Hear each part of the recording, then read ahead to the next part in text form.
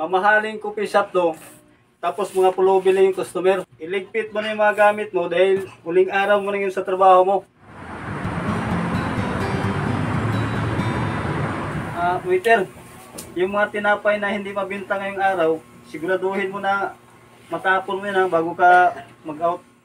Natapos rin duty ko. Bukas naman, panibagong buhay para sa duty ko dito sa coffee shop. Ay siya nga pala, may natira pang tinapay.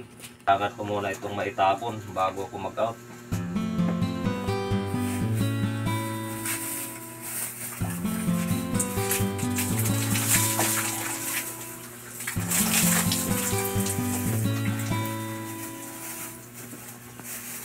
Okay.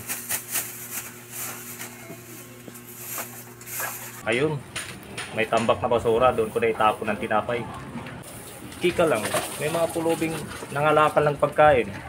Ibigay ko na lang itong tinapay kaysa itapon. Excuse me ma'am, sa inyo na lang itong tinapay. Maraming salamat po. Ganito na lang, bukas, ganitong oras, puntahan niyo ko sa coffee shop, pakainin ko kayo. Halik kayo. Tuloy kayo at kunti lang naman yung customer. At pasara na rin itong coffee shop. Halina kayo, upo kayo rito. Halik kayo dito, upo kayo rito. At kumain kayo ng maraming tinapay.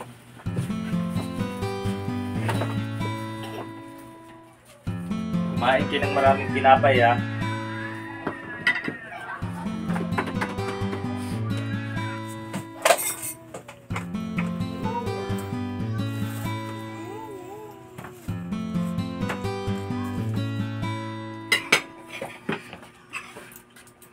Waiter, sinunod mo ba yung bilin ko? Na yung mga tinapay na hindi na nabibinta, itatapon na yan bago mo isara itong coffee shop natin. Ano? Hindi ka magkasagot ngayon kasi matigas yung ulo mo. Imbis na itapon mo yung mga bahaw na tinapay, pinapapakain mo pa para sa mga pulubi. At hindi lang yun, pinapapasok mo pa yung mga pulubi dito. Inaantay mo lang pala na makaalis ako dito sa coffee shop. Manager, sino naman yung nagsumbong sa inyo? Anong sino nagsumbong? Viral ka ngayon. May nakapag-video sa ginawa mo. At nag-viral na yung nakakahiyang ginawa mo. Mamahaling coffee shop to. Tapos mga pulubi lang yung customer. Iligpit mo na yung mga gamit mo dahil huling araw mo na yun sa trabaho mo. Good morning, Manager Vic. Good morning, madam. Naparito kayo. Samantalang isang beses lang naman kayo sa isang buwan nagpupunta dito sa coffee shop. Manager Vic, nagbayad yung coffee shop ko. At dahil tinapay na bahaw, ay pinapakain nyo sa pulubi. Kalat na ngayon sa social media ang ginawa ninyo. Madam, patawad. Pero huwag kayong mag-alala. Kasi huling araw na ng waiter na ito. Yung gumawa sa atin ng kahihiyan. Waiter, ikaw pala ang may idea sa lahat ng ito. Kung ganon, umpisa sa araw na ito, ikaw na ang bagong manager dito. Dahil umani na maraming papuri ang ginawa mo. At ikaw naman, Manager Vic, kailangan mo munang mag-retraining uli. Alam mo bang viral ka rin? Dahil may bumili pulubi dito sa coffee shop ko. Pero hindi mo pinibintahan.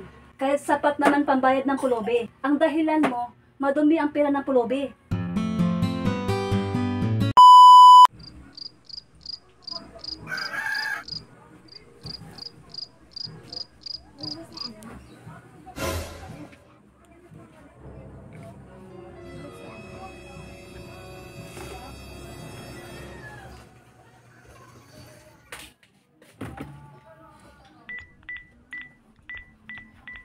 Hello, parang Roger.